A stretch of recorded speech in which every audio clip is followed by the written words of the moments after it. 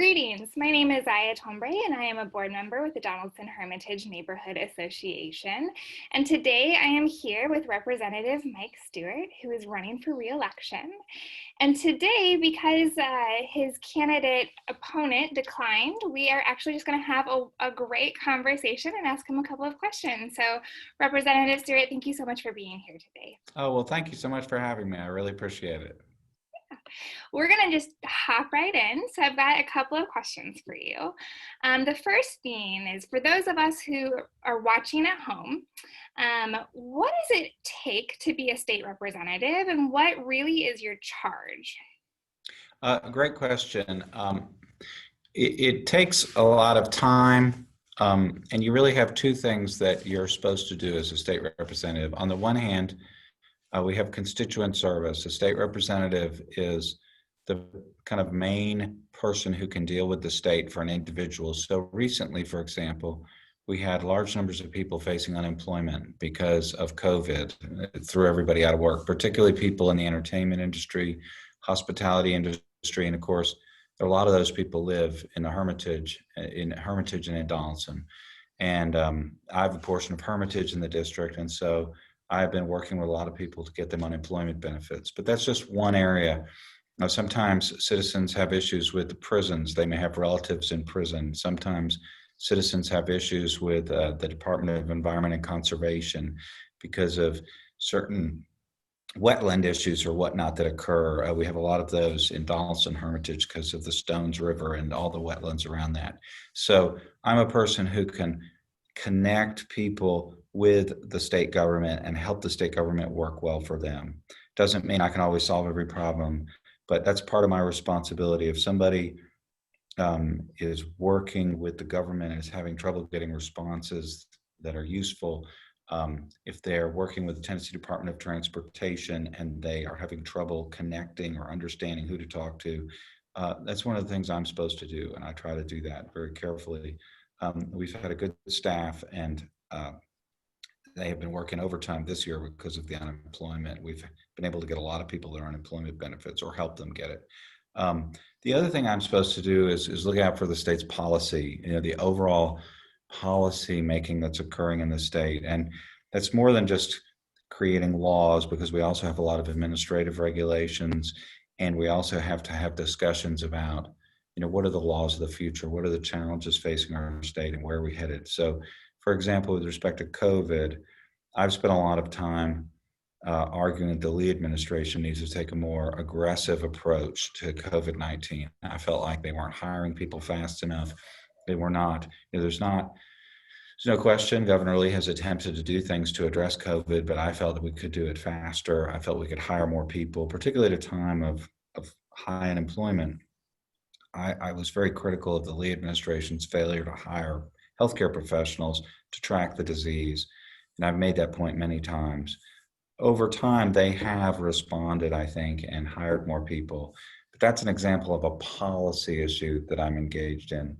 Not to go on and on, but another example outside of COVID, is I for years have pushed for gun background checks. Second Amendment guarantees the right to keep and bear arms, but it's certainly lawful for government to require people to do a criminal background check. And that's what you have to do.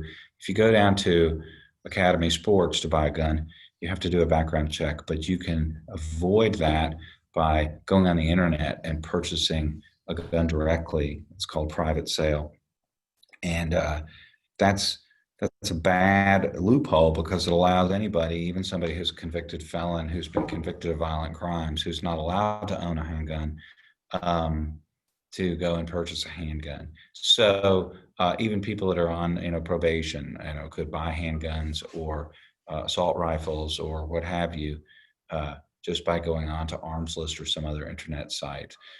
So that's an example of a policy argument, whether you should have gun background checks or not. Most people in Tennessee agree with me that you should, but unfortunately, I haven't been able to get that passed. But that's a policy argument I'm having. So on the one hand, you're helping constituents. On the other hand, you're crafting policy. Got it. That makes a ton of sense. And it actually leads to my next question, which I know you've been in office since 2008, which is amazing. So, thinking back over all of the things that you've accomplished, what are you most proud of? I have to say my greatest pride is a negative, which is for years I've defeated school voucher legislation. And school voucher legislation would be particularly damaging to Nashville because Nashville schools are already underfunded. We have an urban school system, a lot of challenges, a lot of people who are learning English as their second language, which is terrific that we have new Americans doing that. The problem is it costs money to, of course, have additional teachers in to respond to that. And that's just one example of the sort of challenge that a lot of urban school systems, including Nashville's, have. um, we don't have a lot of money, and now to allow large numbers of people to take their money, if you will, and take it out of the system, which is what school vouchers are designed to do, would, I think, completely undermine our school system, a school system that's already struggling financially. So I'm most proud of the fact that I have worked really hard over the years to block that legislation.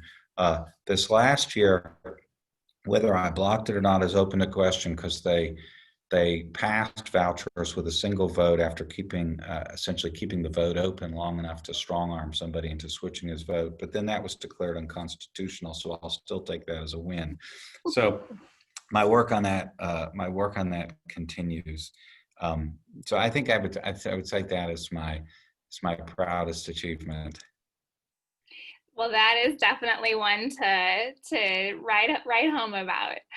Um, so then, thinking about if you are reelected, what do your constituents have to look forward to? What are you planning on getting passed, and what are some long-term and short-term goals? I think my first goal, I will always say, is to pass expansion of health care under the Affordable Care Act. I'm hopeful that Biden will soon have President Biden. President Biden, once he's elected, will um, probably expand the Affordable Care Act, and the Affordable Care Act will, despite complaints of some, become the law of the land that everybody can accept. It's already the law, but many people have fought against it. And our healthcare system has a lot of great aspects to it. We have some of the best doctors in the world. We have some of the best hospitals in the world, but our healthcare system is too uneven and too expensive and too unavailable to people, and it imposes too many financial burdens on people. Other countries have much cheaper healthcare systems, and they have better healthcare outcomes, and we need to move toward that. Our healthcare system needs to be a lot less expensive, a lot less of a burden to people, and at the same time, it needs to be more effective and more even so that everybody gets good healthcare. So in Tennessee, unwisely, the Republican majority has fought against healthcare expansion. They have no good arguments for this. I think it's purely because they're afraid of Americans for Prosperity, which is an interest group which has a lot of power. Americans for Prosperity is the organization that represents the Koch brothers. One of them has died, so there's one Koch brother, but that represents their organization. There are some billionaires from Wichita, Kansas, that have had an outsized effect on our politics by putting millions and millions of dollars into politics for super far right causes. Anyway, so they have a lobbying group called Americans for Prosperity in the state of Tennessee, and that lobbying group is very powerful and feared by Republicans because it can recruit primary opponents against Republicans. So for that reason, I think primarily Republicans have opposed expansion of healthcare. It's terrible policy. We're one of the few states left that doesn't expand healthcare, and it means, you think of Donaldson Hermitage, there are people living in those communities that are potentially facing bankruptcy because of medical bills that they would not have incurred if we had expanded healthcare in Tennessee. There are people not getting healthcare because we haven't expanded healthcare. Those of us who are lucky, who are on state healthcare, or who have uh, healthcare through their employers, it's kind of like we don't notice, because we're just lucky and we've got our healthcare and we don't have to worry about it. And so it's hard to remember that there are all these people out there living right next to us on the same streets in the same apartments that are completely in a different situation healthcare wise. anyway, so the first thing I want to do is finally get that done. I think with Biden in office, and I'm hoping that will happen, uh, maybe the legislature here will just, the Republicans will just give up and accept the fact that this is the law. And every year we don't adopt healthcare expansion, it costs us billions of dollars. And surely at some point people have to say, let's just stop giving up the money. So that's I think the number one goal. I also want to block vouchers, and then let me turn back kind of down the street level. Um, got to deal in Nashville with our continuing unemployment problem. A lot of people are back to work, but a lot of people aren't. And so I'm going to continue doubling down to really try to help individual families within the district get the unemployment they need. At the same time, if you've driven out Lebanon Road anytime between 4 o'clock and 7 o'clock, you know that we've got continue to have a huge traffic problem. And the state has something to say about that because the Department of Transportation is in charge of state roads. And so roads like Murfreesboro Road, for example. So I want to work with TDOT and really start pushing aggressively for state investment in Nashville to alleviate some of these traffic problems. I can certainly not promise that's going to happen, but I think we need to start talking about it as a state issue, not just a local issue. So hopefully I can provide a little assistance there. That makes a ton of sense. And I think a lot of people would be happy, especially in this area, about that level. Yeah, needless to say, I know all of you all are just stuck in traffic every day. It's terrible. Well, that is wonderful. Awesome. So as a state rep, you kind of see the nuances that some of us, more common folk don't see. So in regards to some of the bills that are coming down or even have been passed, what are some that will truly impact people's lives? And then also, what are some that might have a detrimental impact on people's lives? Um, I'll tell you two bills that will have a detrimental effect. Okay. And I'll tell you a bill that will affect people's lives if it's implemented properly, affect people's lives positively. I passed a bill a year and a half ago directing the Department of Health to study long-acting birth control methods and called LARCs. And those are systems that allow people to have birth control for long periods of time because of implants. Okay. And the reason that's so important is it can really help reduce teen pregnancies and unexpected pregnancies among teens and young people. Pregnancy is, of course, a great thing in many circumstances, and we love it when new families are created and are successful. But, for a 16-year-old trying to get through high school, pregnancy can be a disaster that gets them off track for their whole lives. And the whole idea of politics, in my mind, you could almost grade our country, our state by, how many people are living in families that are the families that they want, that are functional, that involve people paying their own way by working, that involve people who are satisfied with their own lives and feel like they're in control of their own lives. I mean, if everybody lived like that, then we could kind of declare victory and decide we're done with politics, right? Because that's really all we're trying to accomplish. When you have a child who gets pregnant at age 17, doesn't go to school, has to go on to assistance, loses the ability to really go to college effectively, it's this downward spiral. And suddenly you may create a situation where somebody kind of gets off track and never gets back. And so for the rest of their lives, they're struggling and dealing with our government and not in a good way. And the child that typically it's born is raised in poverty in some cases. It's a bad situation for everybody involved, and it's bad for the state and bad for the people as a whole. So the more you can allow people to gain control over their reproduction, the better. And in Colorado, they expanded long-acting birth control among teens, and it dramatically reduced unwanted pregnancies at a very low cost. So I think that's a bill, if the Department of Health continues to try to work and take it seriously, could have an actual impact on our neighborhoods in our community could make some people's lives. Some people could have lives that are great, as opposed to lives that have really gotten off track. Let me tell you two terrible bills that will hurt people. Republicans passed a bill, and a few Democrats, but the Republicans passed a bill that imposes liability limitations on relating to COVID. So that means if you're in a nursing home and you died after a certain date because the nursing home didn't pay attention, allowed COVID to enter the nursing home in a negligent way, you would have essentially no ability to sue because of this law. And I'll point out there are some Republicans who are from Sumner County, where they had a lot of people die in nursing homes, and they actually structured this bill so that their citizens could file lawsuits and other citizens could not. So how completely ridiculous that they hurt people in that way, that they basically took care of their own and hurt everyone else. So that law is going to hurt people because it will give operators of nursing homes and other places immunity, which will make them less careful. And at the same time, it will deny people recovery who should get it. So that's a terrible law. Another terrible law that was passed in the dead of night was the most stringent abortion law in the United States.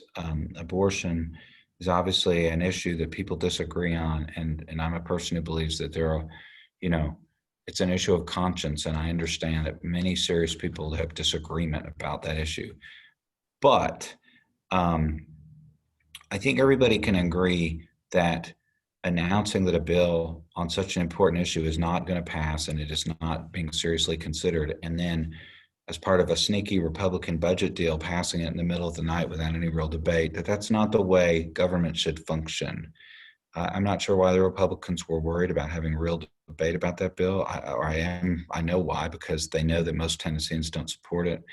And that bill is unconstitutional, and it will probably be declared unconstitutional, but it has a significant chilling effect on people's rights.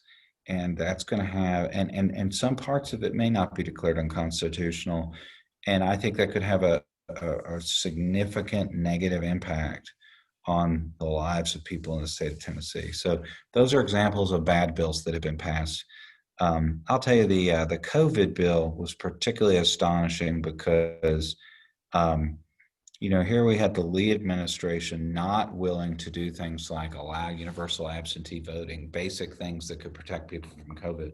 And the one law that we had a special session for was to insulate people from COVID liability. I mean, it's totally ridiculous and shows really skewed priorities. So those, you can tell I could go on and on about this, but those are some examples of one good bill and two bad ones. Well, thank you for sharing, because I think a lot of folks might not know about some of the, I didn't know about the COVID bill, the liability. So thank you for sharing. Right, it was kind of obscure. It's funny, it was a very important bill, but because it's kind of technical, it doesn't make for a good TV story or newspaper story. So I don't think most Tennesseans were really focused on it. And that was by design. They wanted to kind of slide it through with a bunch of other stuff so that they wouldn't be scrutinized. Anyway, that's where we are. Right. Blame politics, of course. That's right. Great. So switching gears, we're going to talk a little bit about your upcoming election. So really, when you think about your opponent, Donna Tease, what sets you apart? Well, I mean, the biggest thing that sets us apart is our party. I'm a Democrat, she's a Republican. And in Tennessee, that's a pretty dramatic difference. That's not true in every state, I think, but in Tennessee and nationally, the Republican Party has become quite radical in a way that I think makes it not represent the interests of most people. The biggest example is Donna Tease, as a Republican, would be part of a majority that's blocking healthcare expansion. And it's important to remember, Nebraska has healthcare expansion. Idaho has healthcare expansion. This is not just something that liberal states do.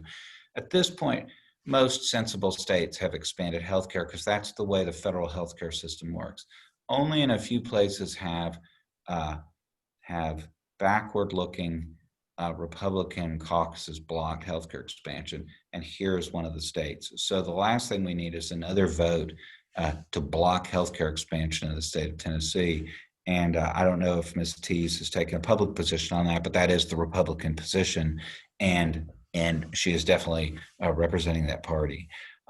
Similarly on reproductive rights, and the Republican Party is the party that just passed that bill, the most restrictive of limitation on women's rights in the United States. So again, she would be joining that party and adding a member to their majority.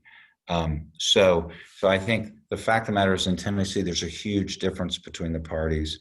And I'll give you another example, like the COVID liability bill. The Republican Party in Tennessee, in a multitude of ways, works against people who work for a salary, making it very difficult for people who work for a salary to assert their rights, giving very limited unemployment benefits, making it very difficult for people to sue for sexual harassment. In every way, the Republicans essentially work for or work to represent the interests of employers against employees. I have nothing against employers. Obviously, we need employers because they, we need jobs. So, we look around, and I have a lot of friends that are business people, and I really respect anyone who can run an effective business. But Tennessee, in Tennessee, Republicans make life very difficult for salaried workers in a multitude of ways. And so we don't need more Republicans in the Tennessee legislature. It's really just a simple, straight up party issue. I'm the caucus chair of the Democrats. I'm a very strong Democrat. So Democrats probably will find that on almost every issue, I'm a solid vote for them. And I think Ms. Teese is offering an alternative, and I'm glad she is. It's important to have choice in elections. I just don't think the Republican alternative has proven to be a good alternative in this state. Got it. That makes a ton of sense as well. So we're going to switch now to a more hot topic. And you mentioned a little bit about COVID earlier. But I have 3 questions for you, and I'll repeat them if necessary. So first, what should schools be doing in regards to opening? Second, mandatory masks, yes or no, and why?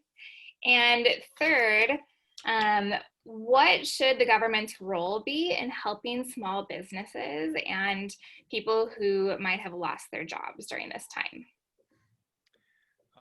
Okay, the easiest one is masks, and yes, they should be mandated.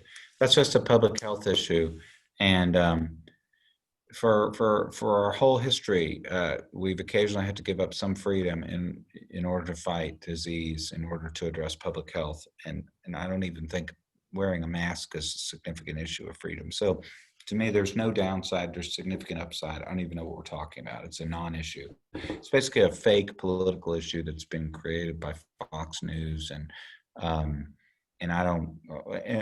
blaming Fox News. It's been created by some irresponsible people who sometimes appear on Fox News shows. I'll say that. So I don't even know why we're talking about masks in the state of Tennessee. Of course, everybody should wear a mask. And, if you don't wear a mask, you're not being responsible. As far as schools go, I think I'll defer to local officials, because part of it is, they have only so many resources. I know most children are online. That's not good learning as a general rule for most children. That's not the way it should be. We need to get the schools open. The problem is, I don't think we have the resources to do it safely. That's what and not safely for teachers and not safely for children. So I guess what I think is, I think the schools should open as quickly as possible, but I defer to the school leadership in Nashville as far as how that can be done, because with their limited budgets, they're already cash strapped. I'm not sure how much better they could be doing than they're doing. I would be for taking state money and giving it to schools statewide to help with their opening costs. We have and thankfully, we have very significant reserve funds in the state of Tennessee. One of them is called the Rainy Day Fund. And, if it's not raining during a global pandemic, when is it raining? So I think we could use some of that money to help schools reopen more quickly and safely. But that has not been something the Lee administration has generally been willing to do. With respect to small businesses, yeah, I mean, unfortunately, during a global pandemic, a lot of people are out of work and a lot of businesses are facing tremendous pressure through no fault of their own. You understand people that lose their jobs because that's just the economy, that happens. But here you've got people losing their job because of something that no one had any control over, or at least once it arrived in the United States and because of our government's failure to react quickly, it got out. It's something that no normal citizen has control over. I should put it that way. Um, and I think that Tennessee should very aggressively work to provide the maximum help possible to both unemployed individuals and to small businesses, simply because we've done well, we've saved money, and we should put that money into the economy, not just to keep the economy afloat, but to keep these institutions and people afloat until everything can get going again.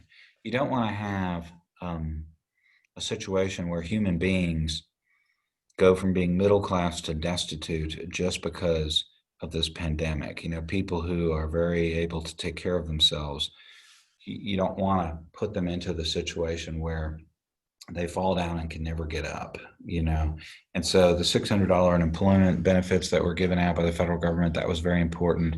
The state government needs to do everything possible to keep the money flowing to these families, because we have the money and we need to use it. We don't need to save it now because now is the critical moment. Again, I think the thing about COVID that makes it a little insidious is a lot of people, I've talked to at least 1,000 constituents about this. Some people tell me, look, I'm on Social Security, I'm on a pension. This really doesn't affect me economically. I've already set out, I'm retired, I set out my circumstances. A lot of people who live out by the lake, retirees, they're actually very well situated. And, this isn't affecting them economically. Some people in my district are work for the state, for example, and they do a great job and they're still working and their lives haven't been upended because they're still getting their paycheck and they're basically continuing their work. Other people had great jobs in January and they have literally not seen a real paycheck since March. And for those people, life is this kind of rolling catastrophe. And it's hard for people who have the job, who have the paycheck, to kind of remember the situation that their fellow citizens are facing. And it's particularly true where you have two breadwinners in a house and they're both in jobs that are affected by COVID. You have a bartender and an aerobics instructor, and they were both making good money, and now neither one of them can make good money. So with that, we need, this is a time for the state to step in and help people, and we have a lot of funds, and if we have tons of money left in the reserve fund, after this COVID is over, we should ask ourselves, why is that? Wasn't this the time to spend the money? So I've been, from the beginning, a proponent of the most aggressive intervention. And, the Lee administration has put some money into the economy, but I think we could do better. Tennessee is a very fiscally responsible state. I'm very proud of that. We don't run a lot of debt. We have great reserves. And I don't think we should change that tradition. But that's why we have reserves in situations like now. So we need to be pushing more money down to our schools, more money to the unemployed, and more money to small businesses in the form of PPP type support than we're doing right now. Absolutely. I really appreciate that answer. Last question for today is, what should the people at home watching this know about you? Why should they vote for Representative Stewart? Oh, that's a tough question.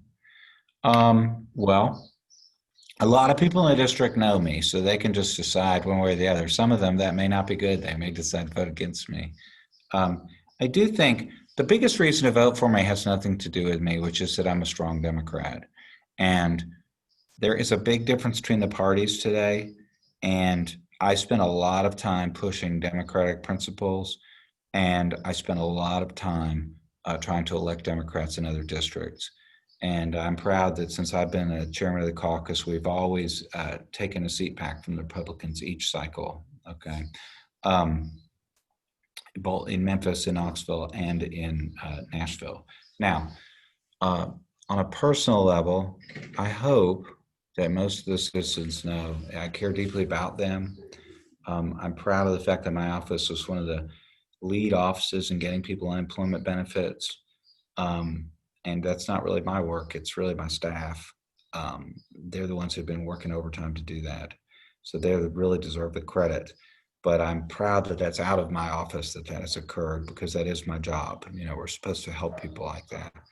Um, and I think, you know, as a person with children who live in the district, as a person who's a veteran, um, you know, I have connections to a lot. I'm living a life that's very similar to a lot of people in the district. We have a lot of veterans in the district. We have a lot of families. And so hopefully that makes me sensitive to the needs of people. You know, at the end of the day, our district is really, it's a great district. We've got Hermitage, we've got Antioch, we've got East Nashville. Um, you could eat in a different restaurant in the 52nd district every night for 4 months, and you'd essentially, at the end, you'd have eaten the food of practically every country in the world. It's an incredibly diverse district. It's a place where you have people that are really making their way, both young people starting out their careers and making their way in this world. People who've just arrived from other countries who have decided this is the place to live and are just starting off on that adventure of joining our country. It's a tremendous district, and so I like to think I know the district well, and I hope that in talking to all the people in the district, I've gotten a good sense of what they need and what they want, and that I can provide that. Thank you so much, Representative Stewart. This has been a really wonderful conversation. It's been an absolute pleasure. And so thank you for being here. Well, listen, thank you very much. I think you drained me. You asked me questions about every conceivable thing. So you're a very effective interrogator, and I appreciate it. So, Best compliment you could have given. For our viewers at home, thank you for tuning in and stay tuned for our next forum, which will be with Senator Hale. perfect. Thank you so much. Bye.